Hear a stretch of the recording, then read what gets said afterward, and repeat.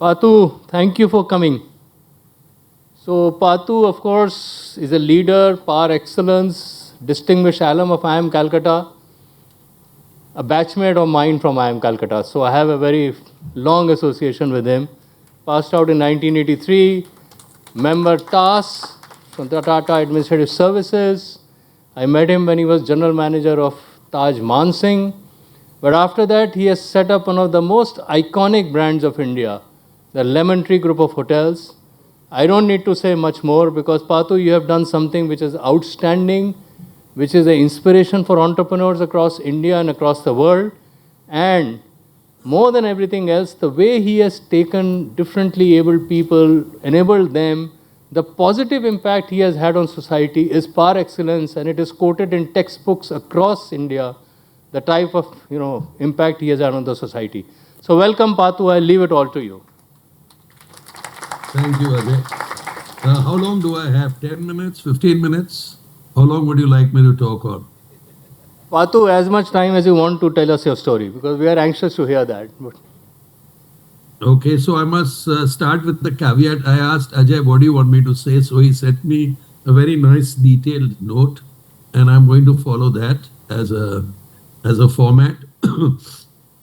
So, if somebody asks me, my father was a railway officer, an engineer in the railways, and my mother was a doctor in the army. And she claims that she had to take early retirement because I was unreliable as a child and was constantly doing stuff which was not, which was dangerous. So many years later, in fact, a colleague of hers came who was a one-star general, and I ran into her with my mother. And then my mother looked at me after the lady left and said, if it wasn't for you, I too would have been a general in the Indian Army. So I had to carry burdens like that. Anyway, I think it also made me very aware that the kind of things women have to give up in India, because they are, unlike men, juggling so many things: motherhood, running the house, and doing a job. So in fact, many years later, it had an impact on also the way we looked at giving our lady employees, a more fitted work-life balance opportunity with Lemon Tree. But anyway, so when I look back on my journey of entrepreneurship, let me say it was total fluke. There was a lot of luck in it, a lot of, well, I should say serendipity. Because I think in India, if I quote Warren Buffett, he was asked what made him the world's most successful investor, and he very modestly said he was a winner of the ovarian lottery. That he was born in the right place at the right time to the right parents. And I think in many ways, I was also a winner of the ovarian lottery. I was in the right place at the right time. And I was also, I think, in the right frame of mind to think about leaving a steady job and becoming an entrepreneur. So what was this journey? So let me link it to serendipity. As Ajay said, I did my engineering from IIT Delhi. Then fortunately, I did an elective in architecture there. I was just always curious about spaces. So I'll link all this up, but I did a small elective in architecture. I was an electrical engineer. Then when I left, I ended up joining IIM Calcutta, where Ajay was my batchmate. I think we sank the last boat in the lake, but I'm not very sure if it was indeed the last boat. But there was a ferry, I remember. And after leaving, I joined the Tata Administrative Service, and I went here and there, as is normal in the TAS, and ended up in the hotels in 1990. And it was typical Tata work. They just put you there and said, you are now what was the equivalent of the deputy general manager of the Taj Mansingh. I had never worked in a hotel. In fact, I had hardly stayed in a hotel. So in typical Tata style, they just throw you into the lake and you learn to swim. And since I didn't really know anything about the hotel business, I asked a senior colleague of mine from the Tatas, what should I do? And he said, for the next 3 months, pretend to be a bellboy or a steward and so on. So I think that was fantastic advice because unlike in most jobs, when you go straight into an executive role, for the next 6 months, 3 months, I was a trainee. I gave myself a white shirt, black trousers with a badge called trainee, and I worked in the guts of the hotel. And it was a phenomenal experience for me. In fact, I will share an amusing anecdote from there, which was that I was working as a bellboy and I noticed one IMC colleague coming to stay in the Taj Mansingh.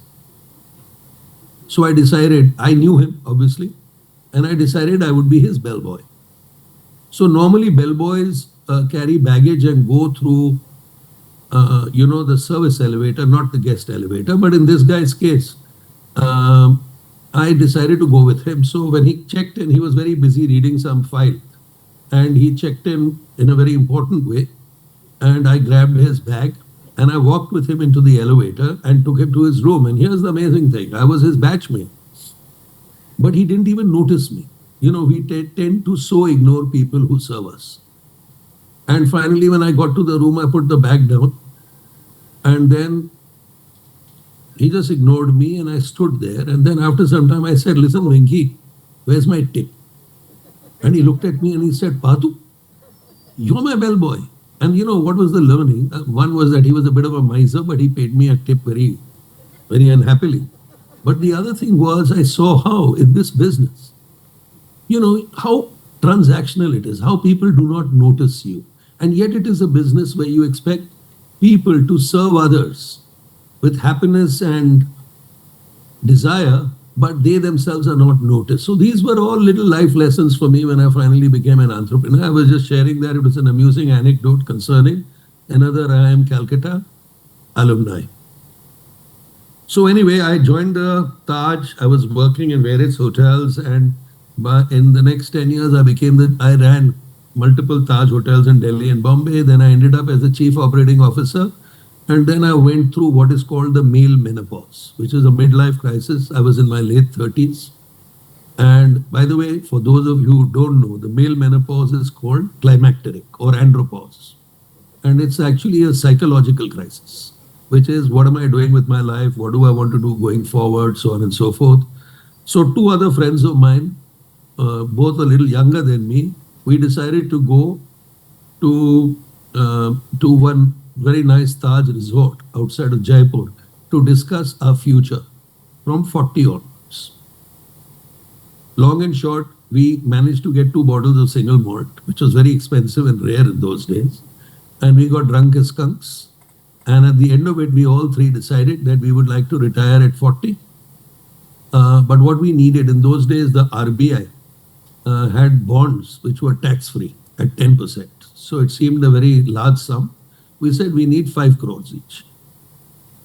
It so happened those two guys were more successful than me or were not working with Tata. Tatas were not good paymasters.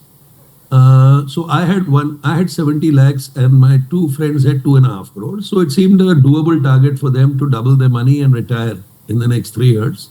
But for me, I thought I was a very smart guy. And I said, if I have 70 lakhs, surely I can make it 7x. And therefore, I bet on the .com 1999. And at the end of it, after borrowing 30 lakhs from my wife, I lost 97% of my capital. So it was a very nice situation that I was down to 3 lakhs from 1 crore. I had also learned a lesson, which I never forgot, which is never bet the bank. And that is exactly what I did. So now there was no question of retiring. I needed to not only recoup what I had borrowed from my wife, but I also needed to make that 5 crores. So serendipity again. A.T. Kearney was just opening its office in India. Their CEO was here. He met me and he said, you're IIT, IIM. What are you doing in the hotel business? Why don't you come and become a partner with us? So the only question I asked him was that, I'll work for 3 years. I need to make 5 crores net of tax. Can you promise that? And he said yes. So for the next 2 years, I worked with A.T. Kearney. Ironically enough, in the Taj, we took an office there, which I had given them pre-joining them. And I ended up making the money I needed. Now, there I was 41. I had the money and I didn't want to go back to Tata's, though I had taken a sabbatical, but I wanted to retire. So I decided the following, and now we get to serendipity. When I was in Taj in the late 90s, the return on capital was very, very low. And my CEO, who was my boss, had told me, why don't you assess what is it that, can make us more successful in terms of financial metrics? So I looked at, because I had done architecture, I understood spaces, I was an engineer, I understood logic, I had been a hotelier, I understood the guts of the business. In fact, I had worked in every department. I put together what I felt were about 1,000 ratios. And I remember I sent them, in those days, Taj was not such a large company as it is today. I sent them to 22 hotels and I said, just fill these ratios. And I got this enormously long Excel spreadsheet. And all I did is I identified which were the hotels which had the best ratios in each of these identified attributes. When I put it together, I found that if you could design a hotel based on these best-in-class metrics, you could actually have a hotel which would give you a 16 to 18% return on capital, which, by the way, was 4x of what the Taj used to achieve in those days. So that was just at the back of my mind. I joined A.T. Kearney. A.T. Kearney, I was fortunate, again, serendipity. I worked with 2 or 3 global companies. And I realized a very strange thing, that in India in 2000, 80% of the branded hotel rooms were 5 stars. There were no mid-market rooms. So imagine, as an analogy, that 80% of the airline seats in all the airlines is business class. Clearly, there should be latent demand for economy level rooms or seats. So as a premise, with the 5 crores that I had, in 2002, I decided that I would build one hotel that would achieve a 16% ROCE, and I would design it with what my learnings were over the previous 7-8 years. So that's the start of the company. It was not thought through. My parents, I remember later, were super disturbed. They told my 2 sisters, who are both actors, by the way, that what has got into him, he's got this phenomenal job with A.T. Kearney, he can go back to Tata's, he has young children. Why is he thinking like this? But I was just very stubborn. I said, I'm going to give this a shot. So there was no, as I said, no long, big strategic purpose. I just said, I will build this one hotel. And now here is serendipity. It so happened in timing that is when there was an explosion in demand for mid-market hotel rooms. I was very lucky. A bunch of ex-colleagues of mine from Taj, some from Oberoi's, decided to take a leap of faith and come on board with me. So I had a good team, and I realized entrepreneurship is ultimately only about 3 things. What is your idea? What is the business model? And we accept that you need to pivot all the time. Second is, what is the talent that you have and the culture that will enable good execution and alignment? And last is simply, what is the capital that you have? So, as we grew this business, when I reflect back on it, I realize at different times, one of these 3 pillars become constraints for the next stage. Is it your people or your culture that needs a change? Is it your, access to capital? Or is it just the business model itself that needs to pivot? But anyway, we built this first hotel super fast. Timing was right. And instead of making a 20% return on capital, the first hotel made a 50% return. So we invested 8-9 crores and it was making 4-5 crores.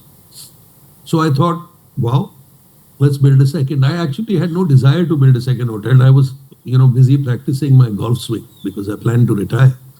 But because it did so well, I built a second hotel.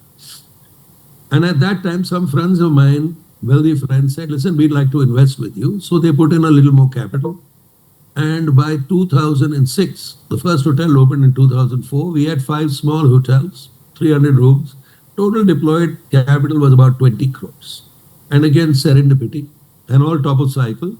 A bunch of private equity firms, in fact, got in touch with me, and we tied up with Warburg Pincus, which is a very good firm, an American firm. And I said, listen, I don't know how to value this company. You tell me what it's worth. They said it's worth 800 crores. So I was amazed because we had only deployed 20 crores over 3 years. And this was not the time when there were startups in India and all that stuff. This is, 25 years, 23 years ago.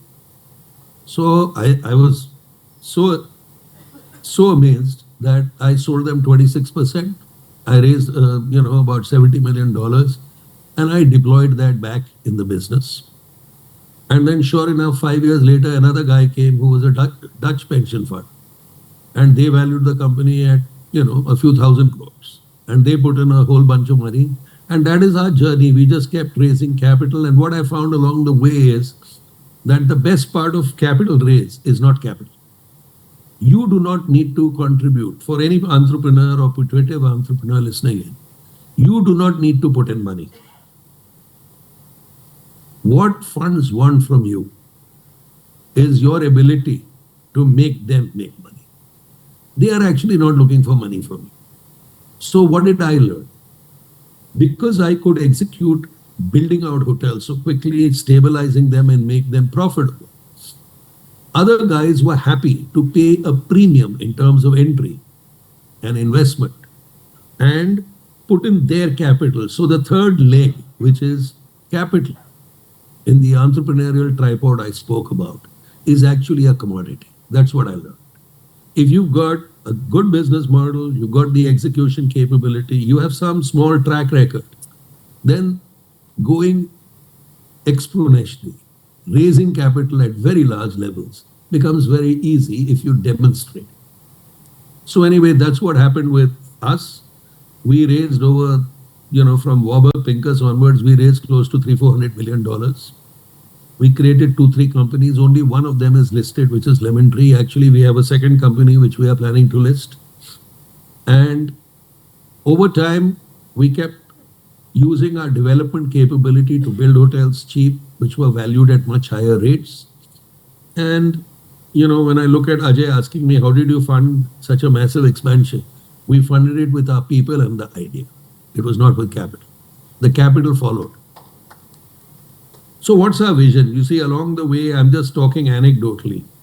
We are now India's, I think, 4th largest operator. We are also the 3rd largest owner of rooms. We operate more in the mid-market space. So how do I see India going forward? And I'll then come into our social aspects, which we tried to align with this. There was a very interesting character in China. I forget his name. It was Li Qiang or something, or Li Peng. So he was the premier of China before Xi. It was when the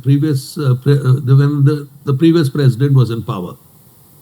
And one day I was reading an interview of his, and in which he said, I do not look at GDP. He was the premier of China. He was in charge of the economy. And he said, I never look at the GDP. He says, I'm like a doctor, an old Chinese doctor.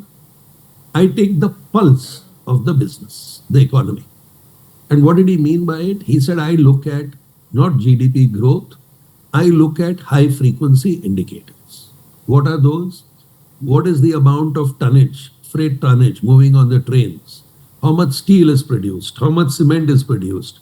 How much construction activity is happening? How much employment is growing? How much electricity is being consumed?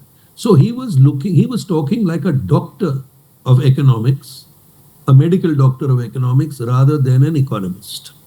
And I found it very intriguing. So I asked myself, if I ever looked at, the hotel sector in India, would I look at the dry statistics that people offer, and there are hardly any?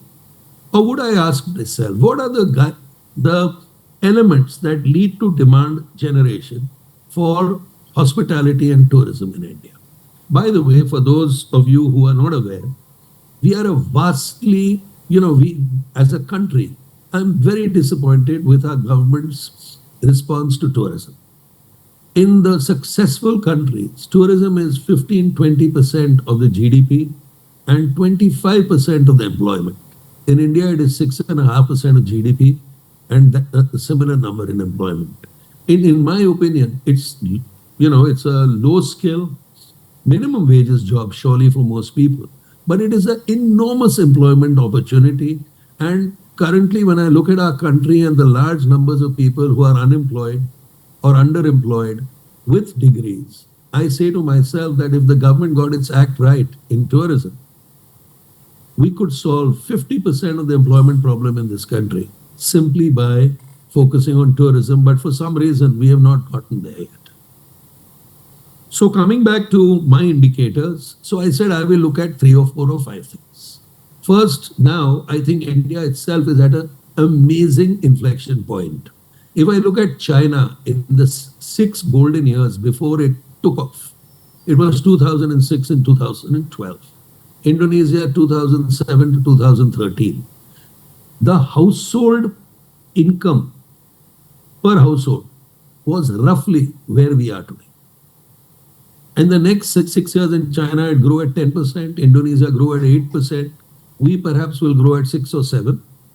But we are at that inflection point where a very large number of Indian consumers are going to move into discretionary consumption. I don't know how many of you are interested in investing in the stock market, but the discretionary consumption sector in India in the next 6 years is going to be transformed. Maybe even enabled by technology, but in spite of it. Let me explain why. We have 280 million households in India. The actual consumers of discretionary consumption items are only 5 million households. It's less than 2%. I think that's something that investors who come to India find astonishing. They look at India as 280 million, but the reality is they're only 5 million. But here is the interesting thing. That is today. If I simply project India growing at 6-7% a year for the next 5 years, these 5 million households will become 30 million. Still, they will be only 10% of India, but they will grow 6x. And that is exactly what has happened in China, in Indonesia, is happening now in Vietnam. This is an inflection point in the economy. And why do I say it? Let's look at some high frequency indicators. In China, between 2006 and 2012, SUVs or hatchbacks, the sale of those grew 15x. The economy doubled, but the sale of SUVs and hatchbacks grew 15x. We are seeing the same thing happen in India. For the first time I was hearing the Maruti head saying, we missed the boat. We should have focused on SUVs 5 years ago. And I would urge each of you, like some journalist asked me once, what do you do when you're in the car? Do you work? I said, no, I look outside the window and count SUVs. And it is true. Look at the number of SUVs in India. Other indicators. We have 650 planes in India. The orders by basically Tatas and Indigo and Akasa Air is another 1,500, which means the number of aircraft in India are going to grow 4x in the next 5 years. The number of airports in India are going to double in the next 5 years. The number of runways, triple. The number of 4-lane highways are growing. I was told doubled in the last 4 years, will double in the next 4 years. What does this mean? It means connectivity. It means movement. Add to it the number of people who move into what I call 30 lakhs or more per household, which is expected to grow 5x.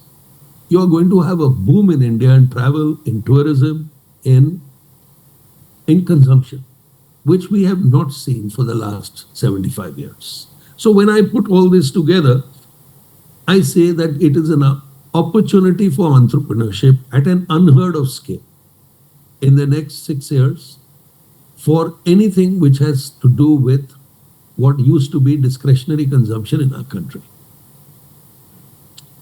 Some other observations.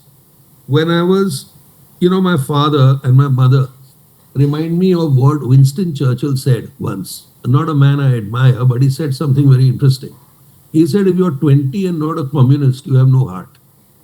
And if you're 40 and not a capitalist, you have no brains. And I remember I was in a panel discussion with Mr. Chidambaram when he was finance minister. And I said, Mr. Chidambaram, your problem is you're a socialist.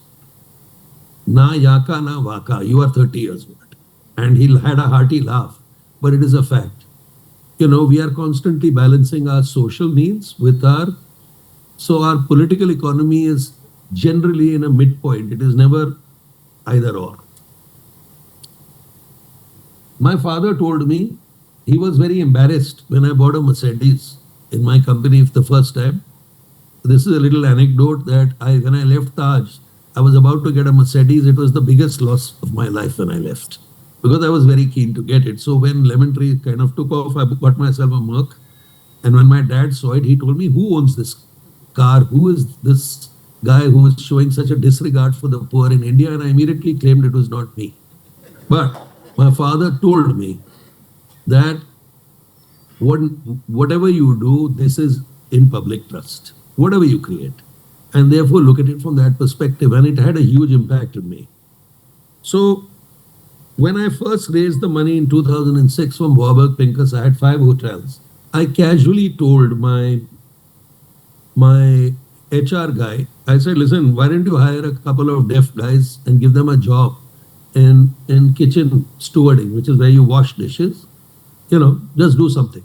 So he did whatever he had to, and 3 months later, I was sitting in my office and a lady drove up in a car, came down with a bouquet of flowers, walked up to me into my office, put the bouquet down and burst into tears. And I was amazed. So I asked her what was it, and she said, "Listen, my son, you've hired 2 guys who I didn't even know that when you are deaf, you are also mute. You become mute, you cannot talk, you cannot hear yourself." She said, "My son is a deaf and dumb person. He's working with you. He's on minimum wages, but because he has a job, he has got engaged and he will get married and he will have normal children because it's not genetic."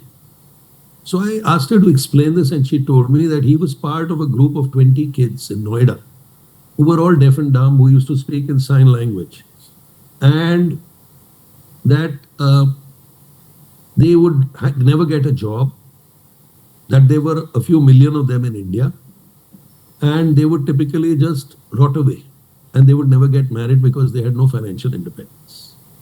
And all they needed was a job. So obviously it was enormously inspiring because she had come to invite me for her son's wedding. So I called my HR people and my other colleagues and I said, "Listen, what are the disabilities in India? Where are those disabilities such that if we make people functionally literate, the disability becomes irrelevant?" So I set a target that in 3 years we'll hire 100 such people, which we did. And then I said we will hire 500, which we did. And now I said we will hire 1,500, which we did. And along the way, we kept expanding the disability definition. What was it? I read a book called The Man Who Knew Infinity. And it is about Ramanujam and how the child of a marginal farmer in the late 1800s, due to his own effort, how he went and ultimately became perhaps the second greatest mathematician of all time. And I would urge you guys to read this book, The Man Who Knew Infinity. And I remember to this day, it brings tears to my eyes, how fortunate, serendipity, what was the probability of him getting where he did would be 1 in a million, but somehow he did. So, without getting too much into his history, of which I'm a bit of an expert, what struck me about it is that how many people are there in India who are children of migrant labor, who are perhaps disadvantaged either educationally, socially, geographically, caste-wise, religion-wise, or simply with disabilities which are physical or mental, who will never have an opportunity, and is there a way I can reorient this company to give them opportunity? So we defined this as opportunity deprived Indians, which are opportunity deprived in some form or the other. And we said that 20%, we have about 8,000 employees, or 9,000, 20% of them will come from here, and by 2027, 50%. So we are on that journey. I must tell you an amazing thing. It required redefining roles so that those disabilities became irrelevant. Along the way, recently, just before COVID, I talked to the government. Outside my house, there is a flyover where I used to always find 20, 30 kids sleeping. Some local NGO told me, "Can you give 10 blankets. I said, 10 blankets for 20 kids. He said, no, we'll cut it in half. I said, why do you cut it in half? He said, because if you do not cut it in half, they get raped under a full blanket, but they do not get raped under half a blanket. So this made me start thinking that who gives an opportunity to these kids? So I went to the government of Delhi and I said, give me 20 kids at the age of 16. I will train them, 16, 17, and those who are good, I will hire them and give them employment. So we actually managed to take 35 from them. We went after acid survivors. There are thousands of girls who have, for no fault of theirs, been emotionally and physically scarred. We have hired about 30 of them. So we are trying to expand this base of people who have been deprived because of circumstances like Warren Buffett referred to. These are the losers of the ovarian lottery. And we have started focusing on that on a large scale. So when I put all this together, there is a law of unintended consequences. So actually, funnily, a very large part of our brand strength today is our guests.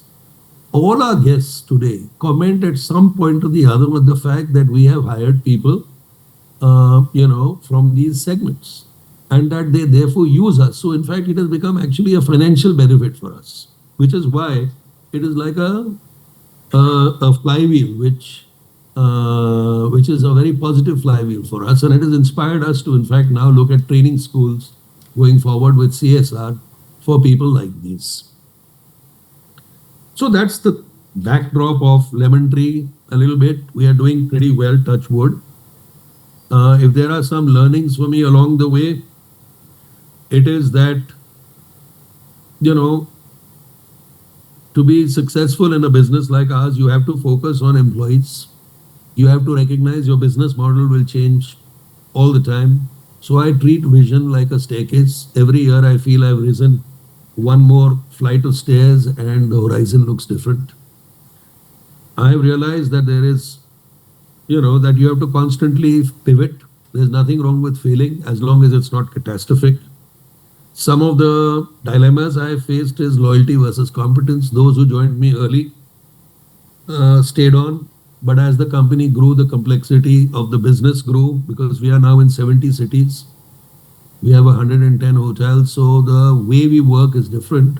So how do you balance loyalty with, competence or competence at a new level of complexity? Then that I realize management is like a rubber band. You can stretch it, stretch it, stretch it. You have to constantly look at somehow managing more and more complexity.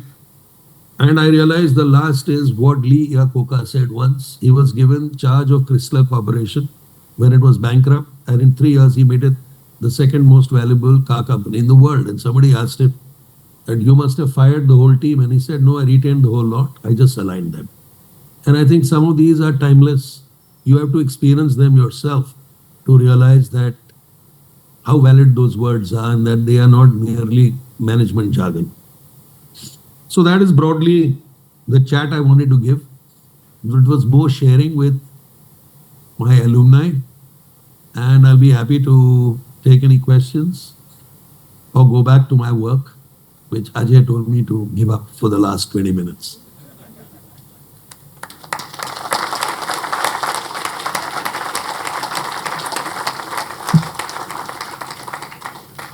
Serendipity, the people, culture, access to capital and pivoting business model. Our audience is truly grateful to you, sir, that we could gather such powerful keywords. And I'm very sure that our audience wants to learn more from you, and hence we will open the floor for questions for a few minutes given the little time we have. Yes, please. Keswani, I hope you can hear me. I can't hear. Can you please give the mic? Thank you. I hope you can hear me now. Yes, I can. I'm Ujjwal Makhija, 37th batch. And lovely listening to you. I want to talk about one more thing for which you've been an inspiration.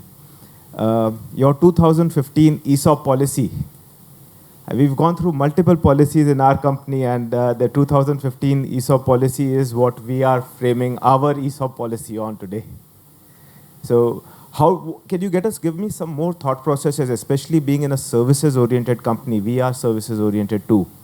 How do we retain and how do we develop people? And when you touched upon loyalty versus competency, that's what I just messaged to my wife.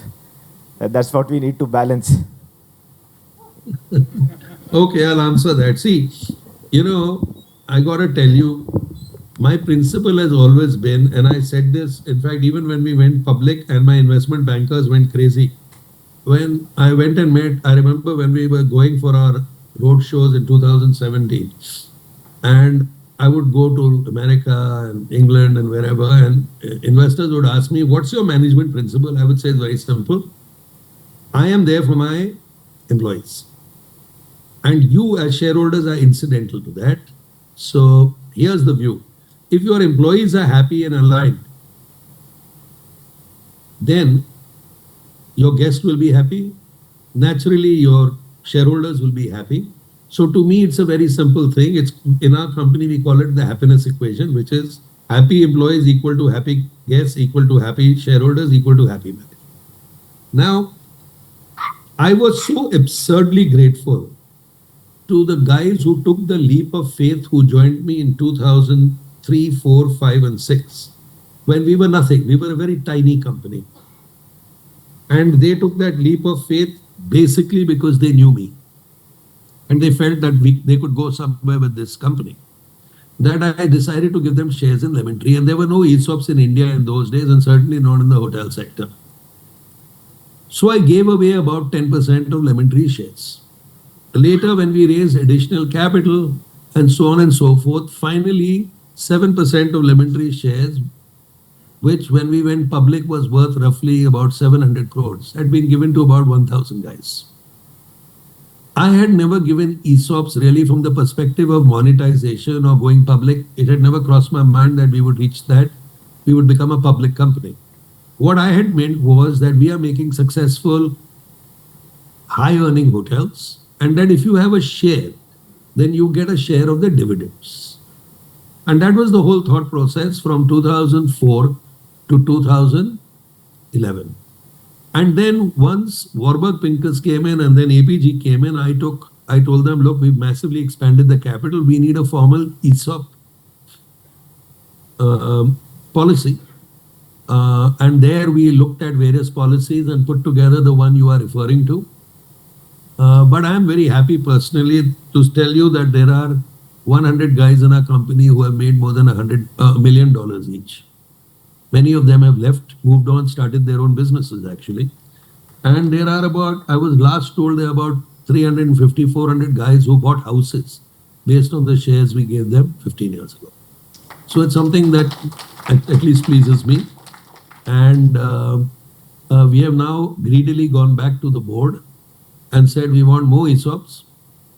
And the new company we are planning to list, I've asked for a very large amount of ESOPs there. And I've told all investors, including myself, that that dilution is well worth it. So that's broadly our thought process on ESOPs, because I really believe that you should distribute the upside just as you blame them for the downside. Given the time crunch that we have, we will only be able to take a couple more questions. Yes.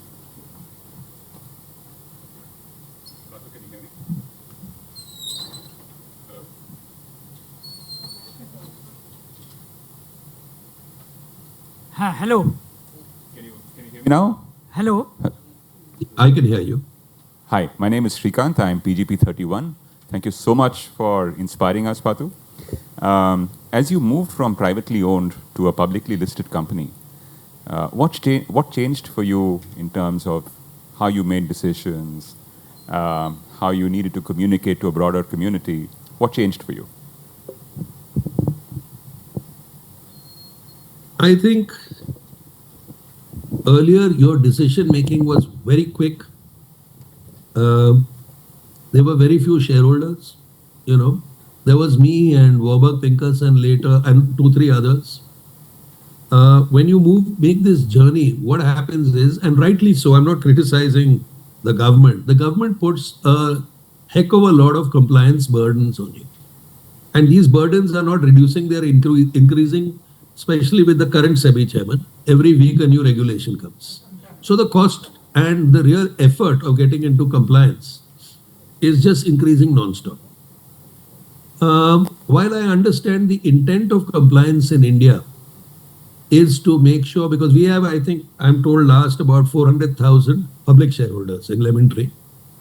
While I understand the desire to protect them, what I do not understand is why these regulatory agencies assume that promoters are crooks. You see, the natural reaction in India, and this is a really sad comment, is that if there is one crook, they will strangle 99 honest people. Okay, so instead of getting after the crook, they will put another regulation in place. So I find that the regulatory compliance issues in India are getting strangling, if you ask me. This majority or minority for anything. I sometimes joke that if I have to go to the toilet, I need the approval of the shareholders. It is it is becoming so crazy. My interaction with the investment community, which started pre-going listing, continues. What you have to balance that with is what I could say before going public, I cannot say after going public, because you have another regulation, and it is a rightful regulation, which is unpublished price sensitive information. But your interaction with the investment community, the shareholders community, all kinds of communities which are interlinked to a publicly listed company expands massively. And it is a very important part of the job of the CEO. So, looking back on it, left to me, I would not have gone public. I would have much preferred to focus on value additive stuff. But what do? This is how the structure is. This is how you monetize. So, I've gone public, and not only am I a glutton for punishment, a second company of our group is going public in the next short period of time. And then there is a third, which will probably go public in 4 years. So I don't seem to learn from the past. But it has its advantages, Shrikant, and it has its disadvantages. And I guess you've got to balance the two with, which makes more sense for you. Thank you, sir. We will take the last question from that side. Somebody has. Oh. Good afternoon. I am Achinto Mojumdar, PGCGM 1985, plus BE, Civil, JU, and National Awardee DST.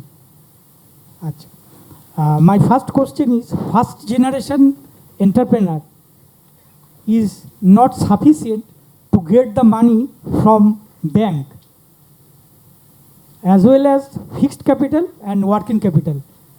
So it is not possible first generation entrepreneur to set up a industry, because bank is not helping us, because they want collateral security. If a general people, medium class, like to set up a service unit or manufacturing unit, he faces this problem, particularly in Bengal. Money from getting bank finance, as well as fixed capital and working capital. If we real think in service sector, we want money for working capital and manufacturing unit. Both are essential, fixed capital and working capital. This is the main factor, obstacle to build a servicing unit or manufacturing unit in Bengal. Particular, I faced in problem. I would just like to come in here. Can we please keep our questions very brief in the interest of time, sir? Okay, so thank you. I think you've already asked a couple of questions, so let's give Mr. Keswani some time to respond. Please, if you suggest any alternate finance about. Okay, I'll just give you two. Your name is Achinto. What? I didn't. Achinto Mojumdar. Okay, so let me just see. In fact, with hindsight, I went into the wrong business, which was capital intensive when I didn't have much capital. what did I find worked for me? I was lucky, again, serendipity. I had 3-4 crores, friends of mine put in 1 or 2 crores. I needed 4 crores of loans. Nobody was willing to give it to me, just as you said. I was lucky, serendipity, that when I was in Tata's, in Taj, I knew Deepak Parekh. And he was the chairman of HDFC. I picked up the phone, called him, and I said, I need this loan. And he knew me, he trusted me, because that is a big issue. And he said, do you give me your personal guarantee? I said, yes. So he loaned me the money for the first time. And then after that, there was no problem. As far as capital light business goes, which is more services, working capital management is crucial, because that is the way you fund your business. And today, I think the government has done some interesting stuff, which is, at least for MSMEs, you are required by law, if you are a large company and not an MSME, to pay them within 45 days. And I think the government has done it precisely to solve for what you are saying, which is working capital management.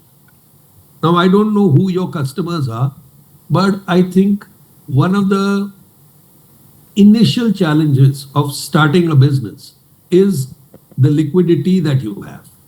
And I have no answer for it. I am well aware that banks are not good. I will tell you personally that during COVID, every single bank I had withdrew its overdraft limit to me.